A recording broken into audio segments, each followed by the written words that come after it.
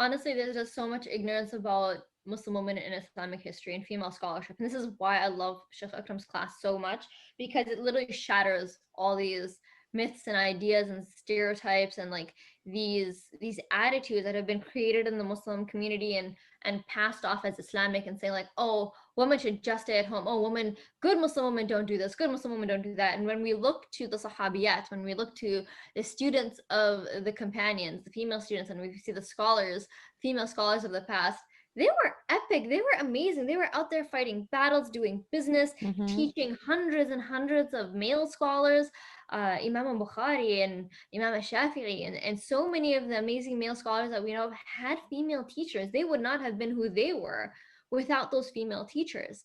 And yeah, unfortunately, like I said, there's just a lot of ignorance, and then there's a lot of deliberate hiding of it too, or trying to say I like, think oh, it so. wasn't That's really what, you like know, that. I'm glad you brought that up because I've been thinking recently about this and I thought like, you know, I understand that obviously as a Muslim woman, we have like, you know, we want to have our haya and all this kind of thing. But I was thinking like, it's obvious that somewhere in our history, it's been deliberately hidden, you know, the kind of roles that, you know, Muslim women were taking part in and playing, you know, in in their communities in general. Because like you said, so many Muslim scholars, that predominant scholars, the big names that we know, they're all men's names.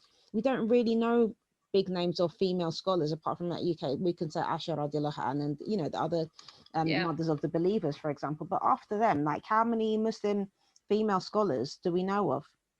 And the sad thing is We there are don't know their so names, and many. why is that? It shouldn't be like that.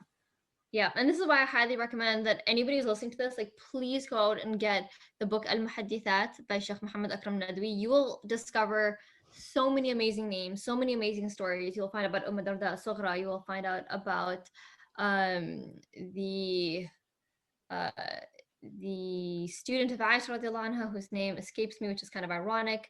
Um, you'll find out about Aisha bin Talha, you'll find about Sakina bint Hussein, you'll find out about Karima al-Marwaziya, you'll find out about just so many amazing female scholars, Fatima Samarqandiya. And when you discover like who they were and what they did and what high esteem they were held in, you're gonna be pretty enraged that you never found out about these women before.